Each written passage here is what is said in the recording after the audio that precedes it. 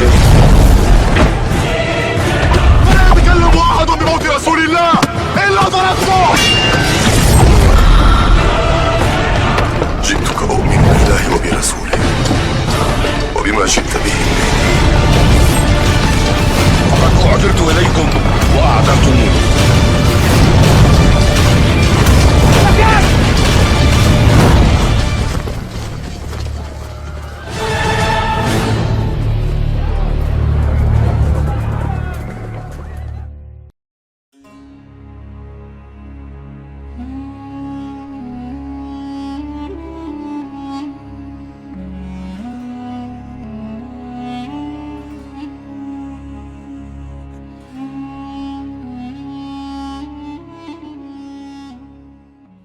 Menyingkap klaim dusta Yahudi atas keberadaan Haikal Sulaiman. Pertanyaan: saya membaca tentang tempat ibadah yang dibangun oleh Sulaiman alaihi salam, yang mana sekarang orang-orang Yahudi mencari-cari reruntuhannya dan ingin membangunnya kembali di atas bangunan Masjidil Aqsa. Apakah tempat ibadah ini? Apakah benar itu tempat suci? Jawaban: alhamdulillah. Pertama, tempat ibadah yang disebutkan dalam pertanyaan ini disebut oleh orang Yahudi sebagai Haikal Sulaiman atau Kuil Sulaiman. Haikal dalam bahasa Ibrani berarti rumah Tuhan. Menurut riwayat orang-orang Yahudi, dahulu Nabi Daud alaihi salam yang menginisiasi pembangunan kuil ini. Namun ia meninggal sebelum sempat mulai membangunnya. Lalu putranya Sulaiman alaihi salam yang melaksanakan pembangunannya di atas Gunung Moriah yang dikenal dengan Hadbah al-Haram, yakni Bukit Bait Suci. Inilah tempat yang di atasnya terdapat Masjidil Aqsa dan Masjid Qubah Sakhrah. Haikal ini mempunyai kedudukan khusus di hati dan benak orang-orang Yahudi karena mereka mengklaim bahwa itu adalah tempat ibadah yang paling penting dan bahwa Sulaiman membangunnya untuk mereka dan agama mereka. Kedua, setelah wafatnya Sulaiman alaihi salam, anak-anaknya berselisih paham, sehingga kerajaannya terpecah menjadi dua kerajaan, dan masing-masing kerajaan diperintah oleh salah satu putra Sulaiman. Kerajaan pertama berada di utara, yang disebut dengan Kerajaan Israel atau Kerajaan Samaria, yang beribu kota di Nablus. Kerajaan kedua sebelah selatan, yang disebut Kerajaan Yehuda, yang beribu kota di Yerusalem atau Al-Quds. Kerajaan Israel di sebelah utara hancur dan berakhir pada tahun 721 sebelum Masehi. Sekitar 150 tahun kemudian, kerajaan kedua, yakni Kerajaan Yehuda juga runtuh. Orang-orang Yahudi berusaha mengembalikan kerajaan mereka dan membangun kembali kuil ini. Disebutkan dalam Ensiklopedia Britannica, cetakan tahun 1926, bahwa orang Yahudi menanti-nanti masa berkumpulnya orang-orang Yahudi di Palestina, kembalinya negara Yahudi, pembangunan kembali Haikal, dan tegaknya kembali tahta Daud di Al-Quds untuk kedua kalinya, yang akan dipimpin oleh seorang pangeran dari keturunan Daud alaihi salam. Selesai kutipan. Ketiga, tidak ada buku sejarah atau sumber terpercaya yang menunjukkan kepada kita kebenaran bahwa Nabi Sulaiman alaihi salam yang membangun kuil ini maupun validitas sejarahnya. Namun, kami akan ceritakan sejarah singkat mengenai kuil yang mereka klaim ini, sebagaimana tersebut dalam buku-buku Yahudi. Dan setelah itu, kami akan menjelaskan bahwa Haikal Sulaiman hanyalah sebuah mitos yang sama sekali tidak nyata. Poin pertama, yang menginisiasi pembangunan Haikal ini adalah Daud alaihi salam. Adapun yang sebenarnya membangunnya adalah Sulaiman alaihi salam. Kedua, masa pembangunannya memakan waktu 7 tahun dan lebih dari 180.000 orang berpartisipasi dalam pembangunannya. Ketiga, kuil ini dihancurkan pertama kali oleh pemimpin Babilonia, Bukhtanasar, pada tahun 586 sebelum Masehi. Berpuluh-puluh tahun kemudian, orang-orang Yahudi yang menjadi tawanan di Babilonia diizinkan kembali ke Al-Quds atau Yerusalem, sehingga mereka kembali ke sana dan membangun kembali Haikal ini sekitar tahun 521 sebelum Masehi.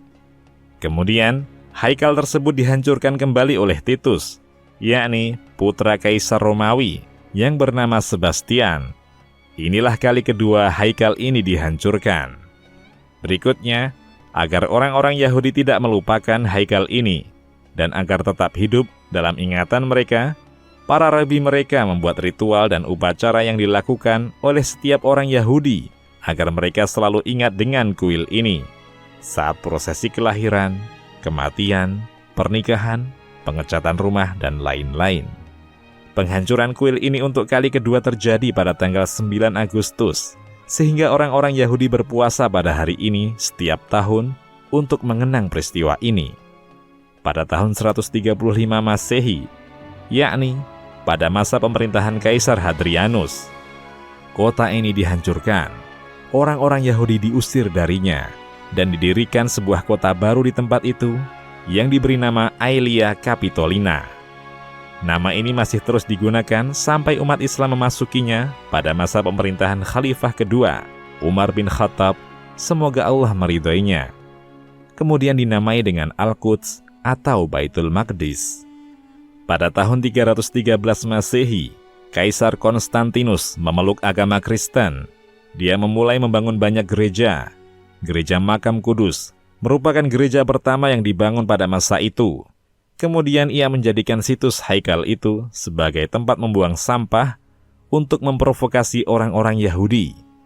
Bangsa Yahudi tercerai-berai ke berbagai penjuru karena mereka telah berkhianat, membunuh para nabi, dan bermaksiat kepada Allah, seperti yang diakui oleh orang-orang Yahudi sendiri, sehingga mereka pergi ke Jazirah Arab, Irak, Mesir, dan Eropa. Sejak itu, orang-orang Yahudi melupakan Yerusalem dan haikal itu. Hingga pada abad ke-19 Masehi, mereka mulai membolak-balik lagi lembaran-lembaran sejarah untuk mencari bukti-bukti klaim bangsa Yahudi yang dapat membenarkan kepulangan mereka ke tanah Al-Quds. Mereka mulai mengadakan konferensi demi konferensi. Konferensi Zionis pertama diadakan di kota Basel, Swiss, pada tahun 1897 Masehi, yang dipimpin oleh Theodor Herzl, dengan tujuan untuk mendirikan negara nasional bagi bangsa Yahudi di Palestina, agar mereka dapat membangun kembali haikal mereka. Orang Yahudi mengklaim bahwa tembok ratapan yang terletak di sisi barat Masjidil Aqsa adalah sisa-sisa reruntuhan haikal Sulaiman. Orang-orang Yahudi mengklaim bahwa kembalinya raja mereka tidak akan terjadi kecuali dengan kembalinya mereka ke Yerusalem dan membangun kembali haikal ini. Mereka juga mengklaim bahwa Masjidil Aqsa dibangun di atas reruntuhan haikal. Maksud mereka adalah bahwa Masjidil Aqsa harus dihancurkan untuk membangun haikal, sementara kerajaan Yahudi tidak akan bangkit kembali kecuali dengan melakukan hal tersebut. Mereka mengklaim bahwa haikal adalah tempat yang paling suci di dunia. Demikianlah secara ringkas kisah tentang haikal yang diyakini orang-orang Yahudi. Keempat, ada banyak bukti yang semuanya menunjukkan kedustaan sebuah haikal yang mereka klaim dibangun oleh Sulaiman alaihi salam, dan bahwa pembangunan haikal itu oleh Sulaiman hanyalah salah satu kebohongan yang dibuat orang-orang Yahudi. Buktinya akan hal itu banyak sekali. Bahkan beberapa di antaranya dapat disimpulkan dari apa yang ditulis oleh orang-orang Yahudi sendiri tentang haikal ini. Di antara bukti-bukti tersebut adalah sebagai berikut. Pertama, tidak ada sumber kredibel yang membuktikan bahwa Sulaiman alaihi salam membangun haikal ini. Al-Quran yang mulia juga menceritakan kisah Daud dan Sulaiman alaihi salam di beberapa tempat dalam Al-Quran. Juga kisah Sulaiman dengan Balqis, burung hudhud, semut, dan para jin. Padahal peristiwa-peristiwa ini tampak kurang penting jika dibandingkan dengan perihal haikal ini. Mengapa Al-Quran tidak berbicara tentang haikal ini? Jika memang benar, tempat itu sesuci dan semulia yang disebutkan oleh orang-orang Yahudi. Kedua, haikal ini tidak ada kecuali hanya dalam kitab-kitab Yahudi, yang merupakan kitab-kitab yang tidak kredibel isinya.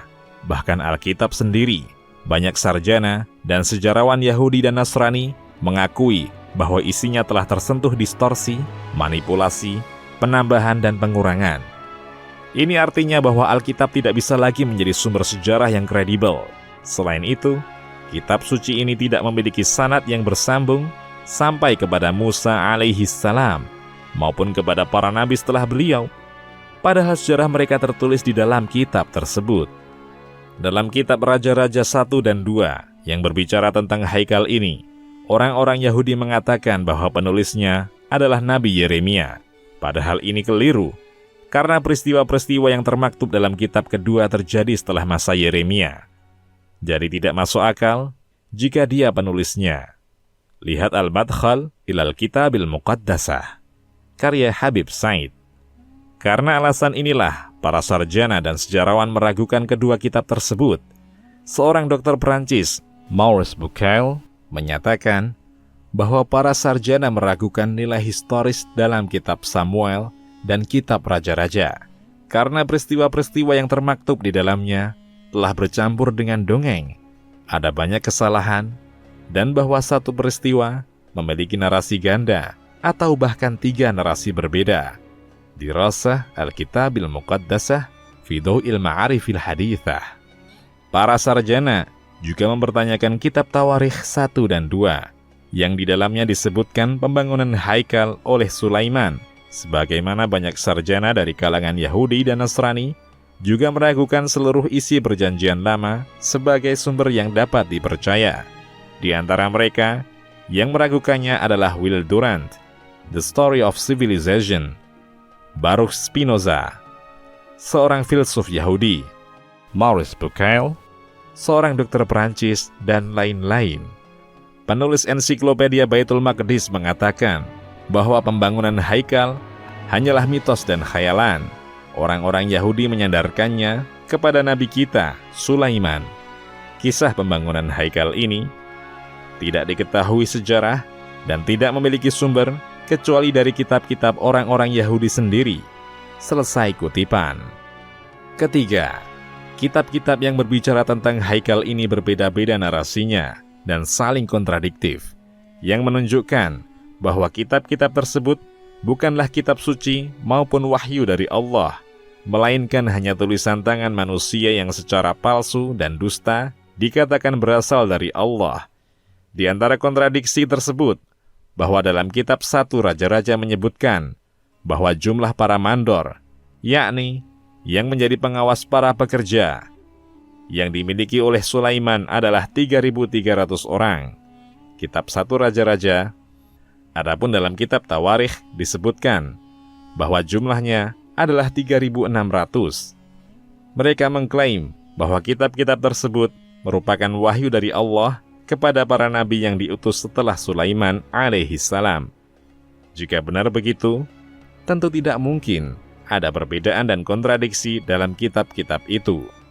Keempat, orang yang mempelajari ayat-ayat dalam Alkitab yang berkaitan dengan pembangunan kuil ini niscaya akan terheran-heran dan akan mengingkarinya.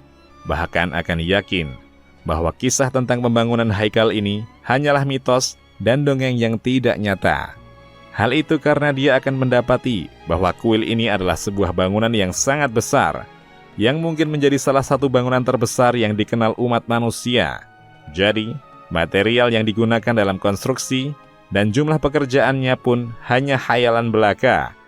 Dilebih-lebihkan hingga melewati batas logika. Emasnya seberat 100.000 wazanah. Satu wazanah setara dengan sekitar 16 gram. Artinya, totalnya 1,6 ton emas. Adapun peraknya sebanyak 1 juta wazanah, sehingga totalnya 16 ton perak. Besi dan tembaga yang digunakan tidak terhitung lagi karena saking banyaknya. Adapun kayu serta batunya, jumlahnya lebih banyak lagi. Jumlah pekerja yang ikut serta dalam pembangunan tersebut sebanyak 180.000 orang, termasuk 30.000 pekerja yang dikirim oleh Sulaiman alaihi salam ke Lebanon untuk menebang pohon di sana. Mereka dikepalai mandor yang berjumlah 3.600 atau 3.400 orang, sesuai dengan perbedaan jumlah mereka dalam kitab-kitab. Dengan semua material dan pekerja tersebut, berapakah panjang, lebar, dan tinggi haikal ini? Alkitab menyatakan bahwa panjang kuil ini 60 hasta, yakni kira-kira 30 meter, lebarnya 20 hasta, yakni 10 meter, tingginya 30 hasta, yakni 15 meter. Adapun serambi halaman di depannya, panjangnya 20 hasta dan lebarnya 10 hasta. Kitab 1 Raja-Raja dan Kitab 2 Tawarikh. Jadi, ukuran bangunannya adalah 30 kali 10 kali 15 meter. Jadi luasnya 300 meter persegi dengan tinggi 4 atau 5 lantai. Apakah masuk akal untuk menggunakan semua materi ini dan mempekerjakan 180.000 pekerja selama 7 tahun untuk membangun bangunan sekecil ini? Ini adalah kedustaan dan sesuatu yang berlebihan, yang dimaksudkan hanya untuk menunjukkan keagungan dan kemuliaan haikal yang mereka klaim ini. Kelima, orang-orang Yahudi sendiri tidak menyepakati kuil yang sama dan tempat yang sama. Orang-orang Yahudi di kerajaan Samaria mengatakan bahwa haikal mereka ada di kota Nablus, bukan di Yerusalem. Ada pula yang mengatakan bahwa letaknya ada di desa Beitin, sebelah utara Yerusalem. Kelompok ketiga mengatakan bahwa kuilnya didirikan di Bukit Teldan. Semua ini menegaskan bahwa kisah haikal ini hanyalah dongeng belaka, karena memang semua kuil-kuil ini tidak ada wujudnya dan tidak pernah ditemukan bekas-bekasnya. Keenam, orang-orang yang menyebutkan adanya kuil-kuil ini menjadi bukti bahwa bangunan-bangunan tersebut memang telah hancur total. Yerusalem sendiri telah dihancurkan pada tahun 70 Masehi dan menjadi puing-puing dan reruntuhan, termasuk haikal tersebut. Jadi, mencari bangunan yang telah hancur total 2000 tahun yang lalu adalah usaha sia-sia. 7. Bukti-bukti sejarah menunjukkan bahwa yang membangun Masjidil Aqsa adalah Ibrahim atau cucunya Yakub alaihi wassalam, yakni ratusan tahun sebelum Sulaiman. Maka dari itu, tidak masuk akal jika Sulaiman merobohkan tempat yang dibangun untuk beribadah kepada Allah oleh seorang nabi seperti dirinya demi mendirikan haikal di atasnya. Imam Bukhari dan Imam Muslim meriwayatkan dari Abu Dzar, semoga Allah meridhoinya, yang berkata, "Aku berkata, wahai Rasulullah, masjid manakah yang pertama kali ditempatkan di bumi?" Beliau sallallahu alaihi wasallam menjawab, "Masjidil Haram." Aku bertanya lagi, kemudian beliau sallallahu alaihi wasallam menjawab, "Masjidil Aqsa." Aku bertanya, berapa jarak antara keduanya? Beliau sallallahu alaihi wasallam menjawab, 40 tahun. Lihat Al-Bidayah wan Nihayah dan At-Tahrir wa Tanwir. 8. Menguduskan haikal atau kuil adalah kepercayaan paganisme kuno yang ada di negara-negara penganut paganisme kuno seperti Irak, Suriah, dan Mesir. Mereka meyakini bahwa para dewa bersemayam di langit. Lalu jika mereka ingin turun ke bumi, maka mereka tidak akan bisa tinggal kecuali di rumah-rumah yang besar atau kuil. Seorang peneliti, Ahmed Sousa, yang masuk Islam setelah beragama Yahudi, mempertanyakan doktrin tentang haikal ini sebagaimana yang tersebut dalam Alkitab yang dimiliki orang-orang Yahudi. Dia meyakini bahwa itu adalah doktrin yang dimasukkan ke dalam agama Yahudi dan bahwa itu adalah doktrin paganisme bangsa Kan'an. 9. Orang-orang Yahudi mulai melakukan penggalian di bawah Masjidil Aqsa untuk mencari reruntuhan dan puing-puing haikal Sulaiman pada tahun 1968 Masehi. Seorang sarjana arkeolog Yahudi, Israel Feinstein, menyatakan bahwa para arkeolog tidak menemukan bukti arkeologis yang menunjukkan bahwa haikal ini pernah benar-benar ada. Ia menilai bahwa doktrin tentang keberadaan haikal ini hanya mitos yang tidak ada realitanya, dan bahwa para penulis kitab Taurat pada abad ketiga telah menambahkan cerita yang tidak pernah terjadi. Para arkeolog lain yang ikut serta dalam penggalian di bawah Masjidil Aqsa juga menyampaikan hal senada. Seorang arkeolog Amerika, Gordon French, menyatakan bahwa tidak ada bukti keberadaan haikal di tempat ini, yakni di bawah Masjidil Aqsa. Ketika ia ditanya, "Lalu di mana letak haikal tersebut?" Dia menjawab, "Saya tidak tahu, dan tidak seorang pun mengetahuinya." Demikianlah para arkeolog telah menemukan beberapa benda kuno dari zaman Daud dan Sulaiman alaihi wassalam dan benda-benda lain setelah masa itu. Maka ini adalah salah satu bukti terkuat bahwa kuil Sulaiman hanyalah sebuah mitos yang dikarang oleh para penulis Alkitab lalu dengan kedustaan dan kebohongan mengklaim bahwa itu berasal dari Allah. Merekalah orang-orang yang Allah Subhanahu wa Ta'ala katakan, "Maka celakalah orang-orang yang menulis kitab dengan tangan mereka sendiri, kemudian berkata, 'Ini dari Allah,' dengan maksud untuk menjualnya dengan harga murah. Maka celakalah mereka karena tulisan tangan mereka, dan celakalah mereka karena apa yang mereka perbuat." Quran Surat Al-Baqarah ayat 79. 10. Orang-orang Yahudi mengklaim bahwa tembok Burak yang mereka sebut sebagai tembok ratapan adalah bagian dari haikal yang mereka klaim itu. Klaim ini terbukti salah dan terungkap kedustaannya melalui penelitian ilmiah modern, sebuah komite internasional yang dikirim untuk menyelidiki peristiwa revolusi Burak yang terjadi pada tahun 1930 Masehi, di mana pekerjaan komite ini bersifat ilmiah dan historis. Komite ini menyatakan dalam laporannya bahwa kepemilikan tembok Burak adalah milik orang Arab, yakni kaum muslimin.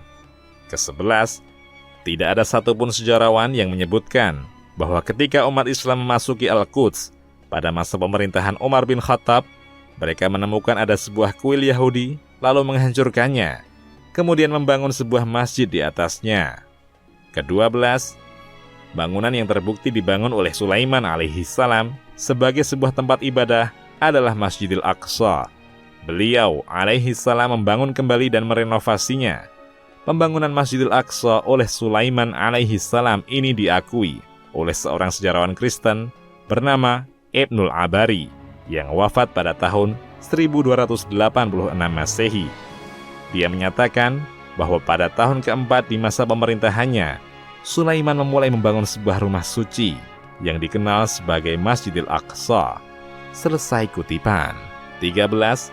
Andai kata kita mau menerima fakta bahwa haikal ini dulunya memang pernah ada, bahwa Daud alaihissalam adalah orang yang menginisiasi pembangunan tempat ibadah ini, dan bahwa putranya Sulaiman alaihissalam adalah orang yang menyelesaikan pembangunannya, maka kami, kaum muslimin, lebih berhak atas haikal ini dibandingkan orang-orang Yahudi, karena haikal ini dibangun oleh Daud dan Sulaiman untuk menjadi tempat ibadah bagi orang-orang yang beriman dengan mereka berdua, dan juga dengan seluruh nabi dan rasul.